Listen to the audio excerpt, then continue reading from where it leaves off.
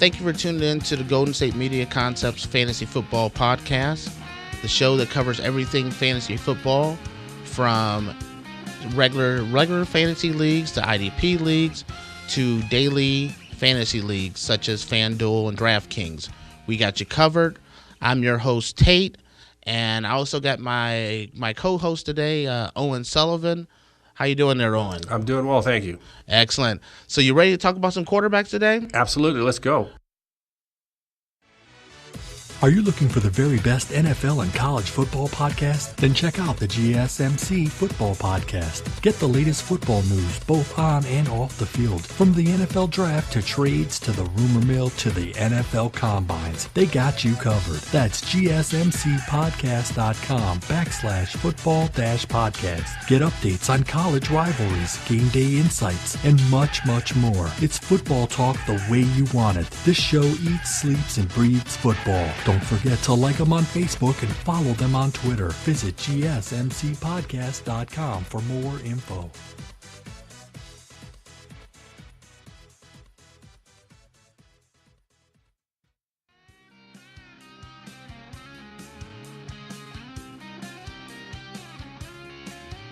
All right, so we're going to be talking about the top 25 quarterbacks that's going to affect your draft this year. And so we're going to dive right into it. And the first quarterback in our ranking for the 2016 season, we actually took Aaron Rodgers of the Green Bay Packers. What was your thoughts on Aaron? Well, he had a decent year last year, but, Gordy Nelson got hurt early. Eddie Lacy was a little overweight, didn't play like he did it, in his initial rookie year. Nelson's back, he's healthy. Rodgers' tight end is back, he's healthy. Eddie Lacy, I hear, has lost weight. He's in a contract year. I think you can expect a ton of production out of him. And I just think that Aaron's got he's got a great line. And I think he's got all the tools to, just have a great year, assuming he stays healthy, which he has for most of his career.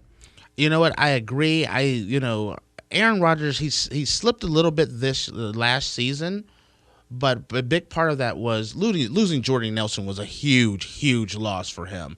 And also the lack of running game.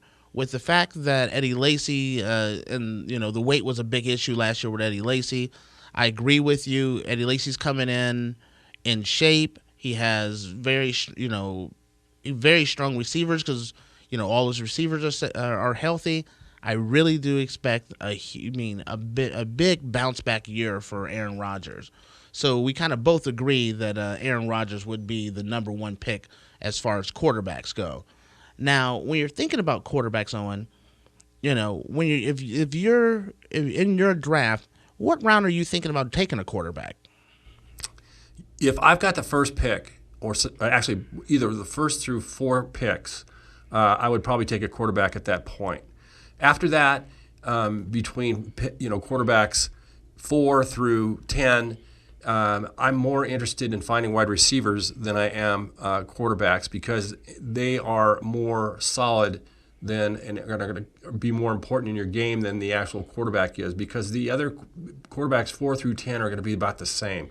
They're not going to be a huge difference between the first 4 and the balance of them, because the first 4 just put up phenomenal numbers, and there's just a big drop up after that. Now, when I do my draft, I traditionally look at quarterbacks a little later in the draft. I don't start looking at quarterbacks until like the 4th or 5th round. I agree, but if you've got 1, 2, 3, 4 pick, then I would take a quarterback in the first round, meaning Rodgers, Newton or Wilson or Carson Palmer, one of those guys I would take then. But after that, I would probably settle back into the 3rd, 4th round. Okay. Now, and that goes right back into our number 2 quarterback, which is Cam Newton, which had a phenomenal year last year. Does he keep the train moving this year, or do you think he has a little bit of a fallback? He did have a great year, but you got to remember most of the Carolina Panthers at the end of the year it was one of the few teams that came in completely healthy. All their position players were healthy, And Newton just had a plethora of receivers, backs to turn to get the ball to. If you're a defense looking to take on Carolina, you can't cover them all. And Newton just picked them apart. First off, he's a phenomenal athlete, but he took advantage of it. I don't see them coming back to back being that healthy. Now, and that is what really affects most teams going into the end of the year. Okay. Now, I don't know if I agree with as far as I don't know if he had such great receivers, or was it Cam that made his receivers and his tight end look so good? What's your thoughts? It's a combination. Definitely, he is a triple threat out there because he can run, he can throw, and he's a big guy. He's like 260. He's not a small quarterback, and he's mobile. He is definitely no small quarterback. So yeah, he's an added dimension. But even if he doesn't have the superstar receivers, all pro receivers, he can make them better by the fact that you can't let him get out of the pocket, and you can't let him loose. So that takes other people away from guarding the just the wideouts or the tight end or the back coming out of the backfield. Now, I would agree that, the one thing about Cam that makes him such a valuable fantasy quarterback is this. I agree with everything you were saying as far as he's a great quarterback, but Cam gets you numbers everywhere. He scores tons of touchdowns. If it's on the goal line, there's a good chance Cam is going to take that ball. And he also gets a lot of rushing yards, which makes him a fantasy football rock star. The thing about Cam, and it's the same thing, the next guy on our list is Russell Wilson. The thing about the two of them is, even though they're running quarterbacks per se, they do a lot of running and they do get in the end zone quite a bit. They don't take bad hits. They don't take hits that they get hurt. Robert Griffin III is a classic point. Running quarterback, but he gets hit all the time. He doesn't get out of bounds. When I say it's a smart quarterback, they play smart. They take care of their body, and that gives them durability. That's one of the reasons Cam was so strong going into the back end is he wasn't hurt. Yeah, and that's the thing. I think a big part of, when you talk about running quarterbacks, and the one I think of is Michael Vick. When you think of, you can't compare Michael Vick and Cam Newton, and because one of the things, Cam has that body that's kind of like Big Ben Roethlisberger. He's a big, strong guy. He can take a big hit, but he's also smart enough to not take a solid shot. He'll get out of bounds. He'll go down. He makes very smart running decisions, which I really like about him, where Michael Vick never had that. He never... he took a lot of shots, which kind of shortened his career. Now, with that being said, rolling into Russell Wilson, I think Russell Wilson does running quarterback better than anyone ever. You never see him take a major hit, and he's our number 3 quarterback on our list. Now, Owen, at the beginning of the year, I really wasn't that impressed with Russell Wilson at first. I thought he got off to a bit of a slow start, but he really took off like a rocket the second half of the year. What's your take on Russell? Well, again, I think he is like you say, he's a smart quarterback, and he's a running quarterback, and he will score. He's going to run up points, major points. Not the huge passer that Newton is. The other thing that I think is interesting with Wilson is, his tight end Graham. They rarely used him last year. It was interesting to see them. Graham coming from New Orleans to Seattle, and the difference in productivity between New Orleans and Seattle. I believe this year that they're going to get him much more involved and be more of a receiver versus a blocking tight end. And I think that's going to drive Wilson's numbers up. The other thing is, that's going to be interesting is, Marshawn Lynch is gone now. He retired. So you're not going to have that bruising running back that's just going to take all the runs up the middle. I think you're going to see Wilson pick up some of the slack there.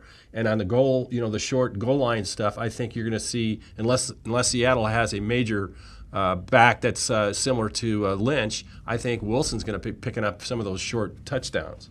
Now, I would agree. That could definitely happen because, I thought, like I said, that Russell ended up with a really, really strong second half of the season. I think a lot of people look at Marshawn Lynch as a big loss. I think they went ahead and they got a lot younger at running back. I think, with the time that Marshawn Lynch was out, it kind of proved that, even though Marshawn Lynch wasn't in, they could still keep moving the ball. So, I really like his projection as far as being our number three quarterback because of, like I said, the scoring ability, the passing ability, and the running ability makes him, an ideal quarterback. Check out the show that's built on the MMA, from the UFC to extreme cage fighting. They got the fights covered. Check out the GSMC MMA podcast. Get the latest news on past or upcoming fights. Join us as we talk to and about some of the biggest names in the MMA, past, present, and future. When it's the fight game, there's just one show to check out. GSMCpodcast.com/MMA-podcast. Don't forget to like them on Facebook and follow them on Twitter. Visit GSMCpodcast.com for more info.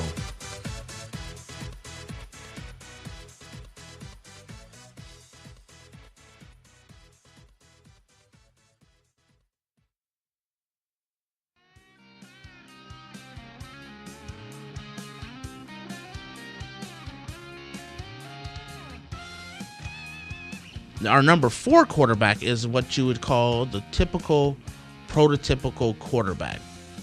And that's our number 4 quarterback is Carson Palmer. Now, Carson Palmer, who, and actually this is the guy that actually took me to the best record in the league last year. Carson Palmer is not going to kill you with his legs.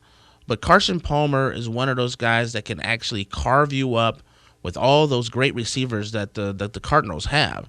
What was your take on Carson Palmer? Well, you got to like Carson Palmer. For one, he's from USC and he won the Heisman Trophy, and that's 2 pluses right there that are above everybody else. Wait a minute, I'm going to jump in here real quick. Okay, this was just a shameless plug to say my co-host here. He went to USC, and he's just trying to plug a few extra USC players. USC, it's the best school money can buy. Exactly. And get a fee and pay a fee and get a degree. But anyway, Carson, one of the things too is because I think anyway that they play out in the desert. Nobody hears about him. Except for people in Arizona. He's totally under the radar. Yeah, it is. You never hear anything about him. They're the Cardinals, although. And this is the same thing I would say with Wilson. I think that helps Palmer. They have a phenomenal defense. Seattle has a phenomenal defense, that means that Carson's going to get the ball more times than some other quarterbacks will, because that defense is going to put them back on the field. And the more times the offense has the ball, the more times they're going to put up points. They're going to put up points for the fantasy league. So with what a great defense they have with that honey badger back there. Now, here's the thing. You want to hear something crazy about that defense? They're actually going to be better this year than they were last year, and that's hard to believe. And I agree with you. Having, in my opinion, the best defense in the NFL is going to create a lot more 3-and-out situations, which is going to make Carson Palmer and those Cardinal receivers, I think, have an MVP caliber year, in my opinion. I agree. They have a great offensive line. The backs are solid. The wide receivers are just amazing, and there's no reason again. So far, aside from a couple years ago, Carson's been fairly healthy for the majority of the season, and he hung in there well last year. I mean, they really didn't even. I forget if he held the record for being sacked the least amount of times last year. He was pretty protected pretty well. Now, here's the interesting thing about our fantasy league last year, and Owen and I both had pretty stellar years. I beat you. No, you didn't. No, I did. I beat you. He did not. But I went to the playoffs. I ended up with the best record in the league. Yeah, but that's not good.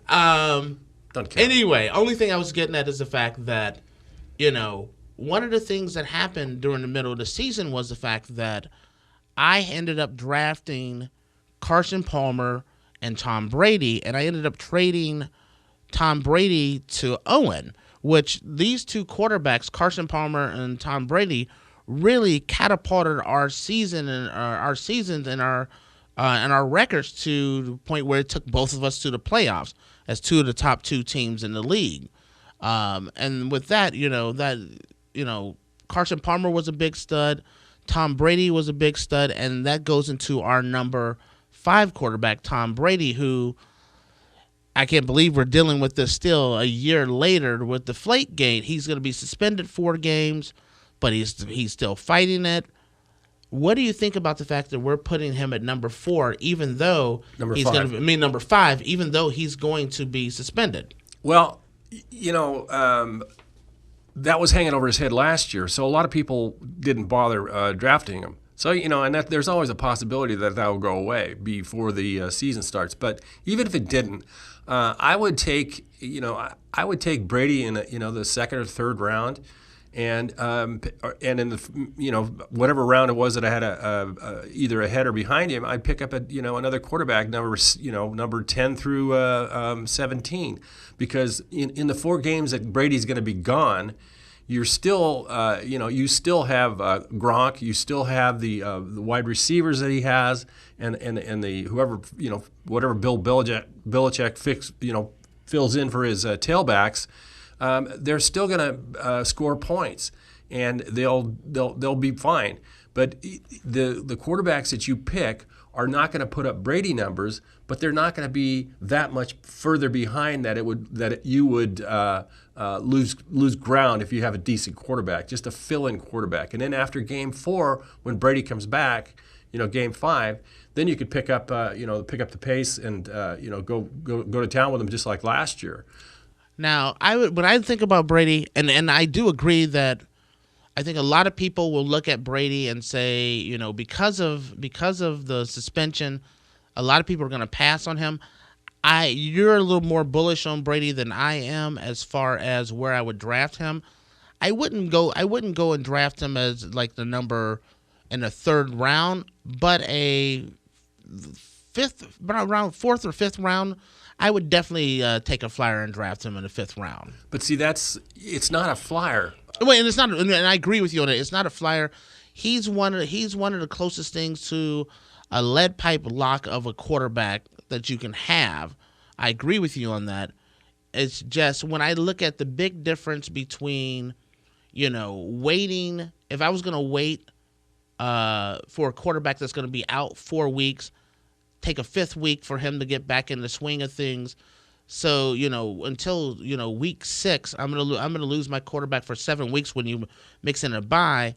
I'm going to think about maybe going down a little bit further and picking up someone a little bit further down our list.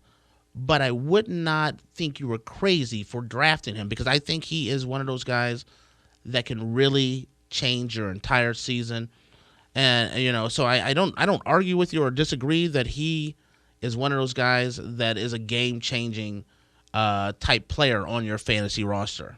I see, if depending on when you decide you want to pick a quarterback, whether it's round 2, 3, whatever it is, if Brady's there, I pick him up. And, another round later, maybe it's Kirk Cousins or Matt Stafford, whoever it is, you pick him up. And that's your fill-in for the 4 weeks until Brady gets out of that suspension. But he, all you're doing is having those guys, just hold the clipboard for you for 4 weeks until Brady comes back, and then after that you got to, Brady's going to put up Brady numbers. And if Gronk stays healthy, if his other receivers stay healthy, and his line holds out, he'll do great. I mean, this year, if I recall, the offensive line, they started 10 different combinations, and he still put up crazy numbers. Well, that's that whole Belichick Brady situation.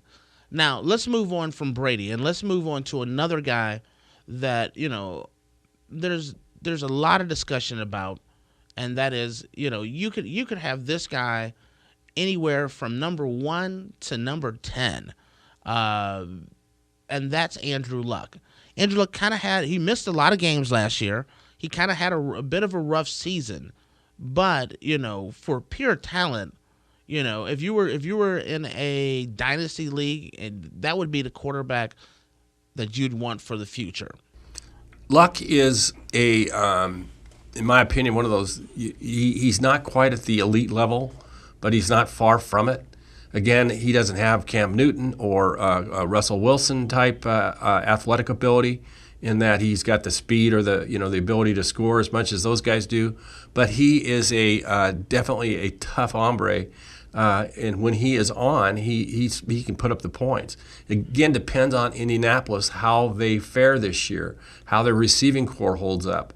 I think he got hurt last year, and then they just didn't perform overall. So, and one of the reasons he got hurt is because he had his line was kind of patchwork. I don't have just a huge amount of faith in him, in the fact only because the people surrounding him aren't as good as he is. If he had the talent, if he had Brady's talent or Belichick's ability to put the talent in there, I would pick him up. I'd be have more faith in him. Now, this is where we definitely kind of part on this one. Where I look at Andrew Luck and I say he's the definition of elite. I would definitely say he did have an off year, and a big part of that was the fact that with injuries and everything, he had a rough year. But if I was looking at a quarterback for a long term, or if I was looking at who I thought were elite quarterbacks, I would put Andrew Luck in my top 4 elite quarterbacks going forward. Because one of the things that's kind of overlooked is, no one questions his skill at throwing the ball. But one of the things that is very overlooked is Andrew Luck can actually run the ball well, and that's something that's very overlooked. I don't know. I agree with you. That's one of the things I said. When you compare him to Russell Wilson or Cam Newton, he doesn't have their ability, but he can run the ball. No, I agree with you on that one. And yes. And it's funny when you're talking about, in the long term, you talk about an elite quarterback. Fantasy football is 1 year. We don't look long term. I would take. You know what? I would take him. I'm not, like I said, I'm not bullish on taking early quarterbacks. I've never been that way, but I would be more than happy if you told me right now that I'm gonna do my draft and I'm gonna end up with Andrew Luck. I'd be stoked. Yeah, I mean, I don't disagree. I think he's up there. He would be definitely a great pick, but. Again, it depends on how Indy fares and how his line fares, and will he be able to stay healthy? And that's question mark. Want to find out what movies to go see? Then check out the GSMC Movie Podcast. It's your ticket to the latest movies, whether it's a new blockbuster event, romantic, comedy, or action flick. This show has got it all covered. They talk some what to go see now, don't bother, what's hot on Netflix, and everything in between. That's GSMCpodcast.com/movie-podcast. When it's all about the movies, it has to be this new show. Don't forget to like them on Facebook and follow them on Twitter. Visit GSMCpodcast.com for more info.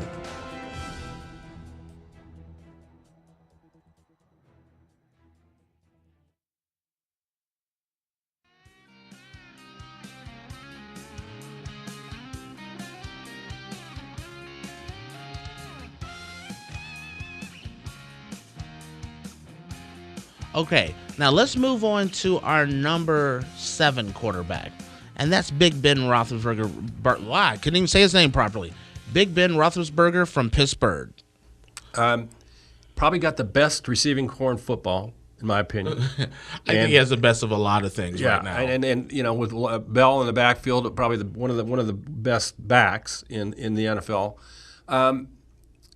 He is. You never know with Ben. You never know what you're going to get with him. He's, one day he throws 5 TDs, and then the next week he throws 4 interceptions.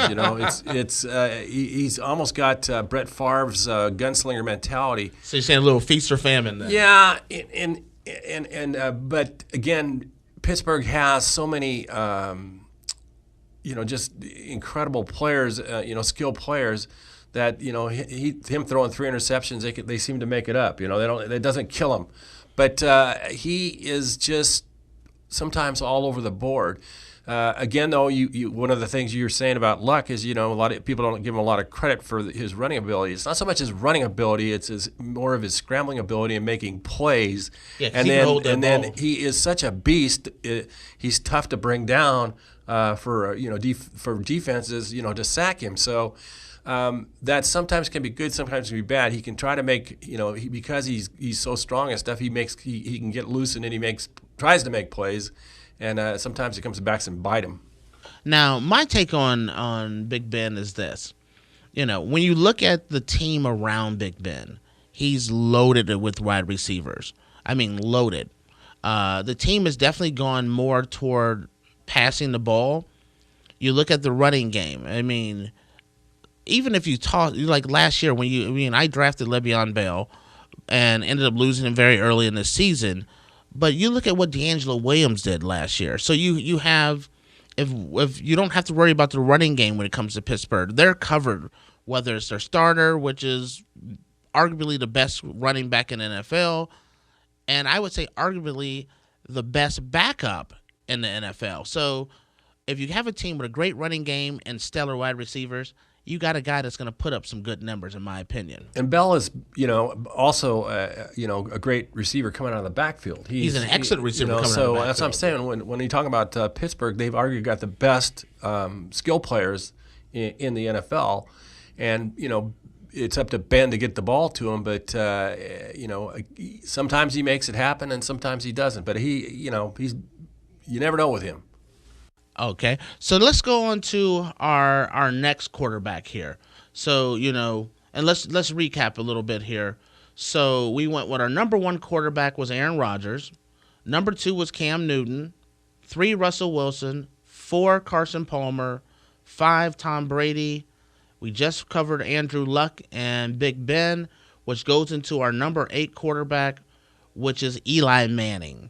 Now, Eli's coming in from having a pretty decent year, but losing Tom Coughlin, which I look at that as, initially, I wasn't very bullish on Eli because he's losing Tom Coughlin. But when you look at the wide receivers that Eli has with Odell Beckham and the rookie and everything that they've brought in, he has some weapons for this year, and I could see him having a pretty amazing year. One thing about Eli in the past, and I think a lot of it has to do with Coach Coughlin, is they seem to be a run first offense and then throw the ball second. And even though Manning is a tremendous talent, he used to drive me batty when I had him on my team because he would do such bonehead things that you'd go, God, I'm going to get rid of this guy. I'm going to cut him tomorrow. But then, the next week he'd throw 5 touchdowns. So you just never knew with him. And then, and so with McAdoo coming in as the coach, I'm not really quite sure. He was the offensive coordinator. If he's going to keep, similar to what Coughlin did, but I doubt it. I think he's probably going to turn loose Manning a little bit more, again, bringing Beckham back more into the offense and, opening it up a little bit more because they do have just a ton of talent. Cruz is back on the field again this year. They got, again, with Beckham and the running back that they have, it should be Manning, I think, could be a sleeper, this year.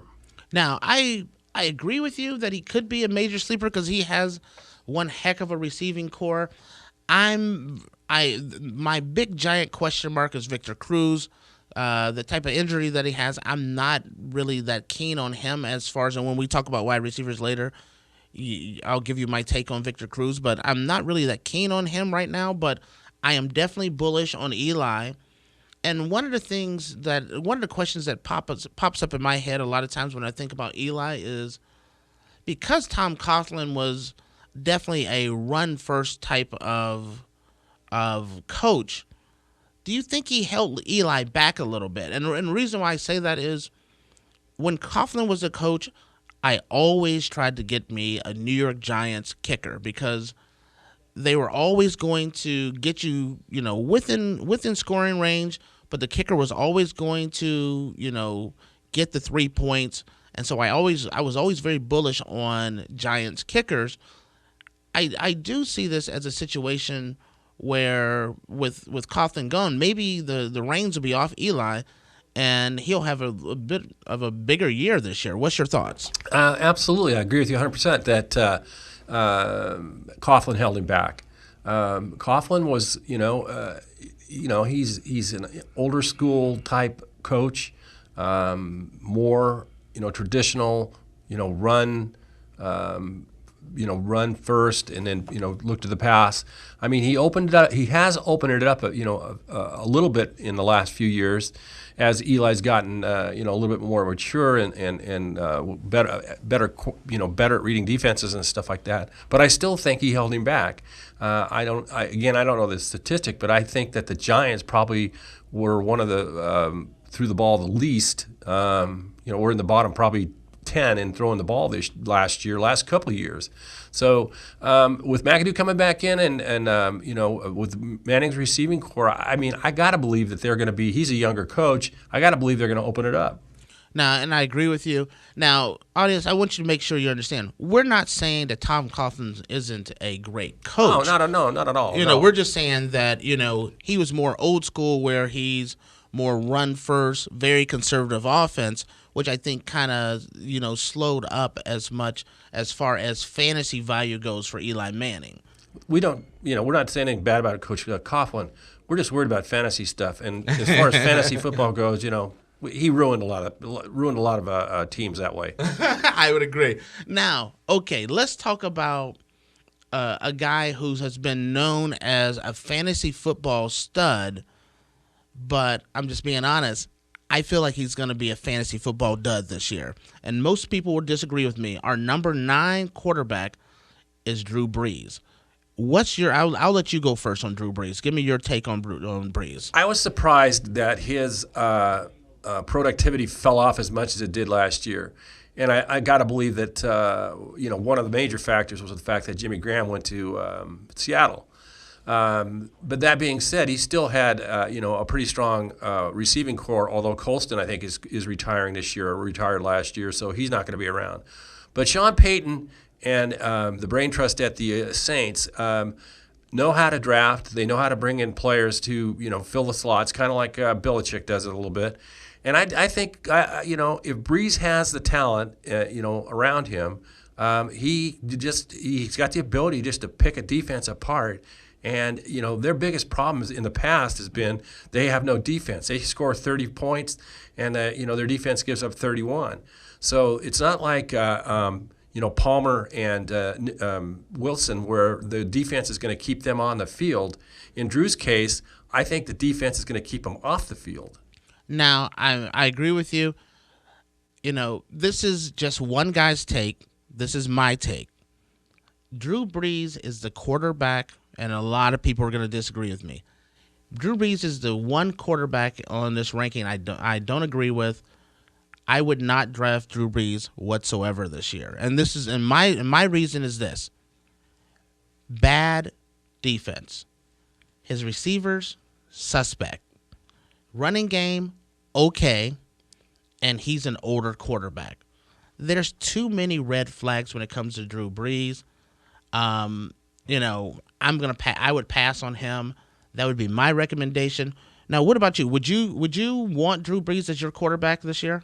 Yeah, I would. I mean, there's sometimes you go with a sentimental journey here where you've past you've had him on a team and he's done really well for you. Oh, he's phenomenal. Yeah, so I still think he's got a little gas in the tank. And again, I think Peyton is a great coach and their general manager is a good general manager. I think they're going to give Brees the tools this year that he didn't have last year, and I think that's going to be help him this year. I don't know that he's going to be up there with with Brady and Luck and those guys, but I would not be scared to pick him. Okay, so we're definitely a polar opposite of that one, which I respect there. Let's move on to our number 10 quarterback. And, this is a quarterback that's true and dear to actually both of our hearts here. I make no secret I'm a Cowboys fan. With that being said, our number 10 quarterback is Tony Romo. And Romo, in so many words, Romo had a horrible year, and Romo had a phenomenal year. And this is what I mean by this. He had a horrible year because he pretty much missed the entire season with injuries. But why I said it was a phenomenal year is one of the most unappreciated quarterbacks in the NFL has been Tony Romo. And he's gotten beat up and put down as a choke artist and everything, and should we trade Romo? And this year kind of showed what the Cowboys, how important Tony Romo is to the Cowboys. He really, because when Romo's not in there, they were maybe the worst team in the league. And with Romo in there, they were a playoff. They play like a playoff team. Give me your take. My take is that nobody gives a rat's whatever about the fact that Romo is important to the Dallas Cowboys. If he ain't on the field, they don't care. He's not scoring them points, so they don't give a darn about that. So that's my point about him. About your point. Now, as far as Romo himself, he is I would not be afraid to pick him up. Again, he's got great wide receivers, great tight end, with the pickup of Ezekiel Elliott, who I think is probably going to be one of the best backs in the next 10 years. I think Romo's got all the tools. He also has a phenomenal offensive line.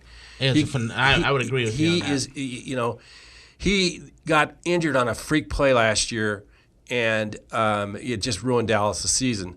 But if he stays healthy, which he should, although that collarbone is, he's broken it twice, so who knows how long that'll last. Didn't he break it again another year? He kind of bruised it, I think, but he didn't break it. Mm-hmm. But if he stays healthy, I think Romo is really one of the elite quarterbacks. I shouldn't say elite, but he's probably up there, right below the top 5.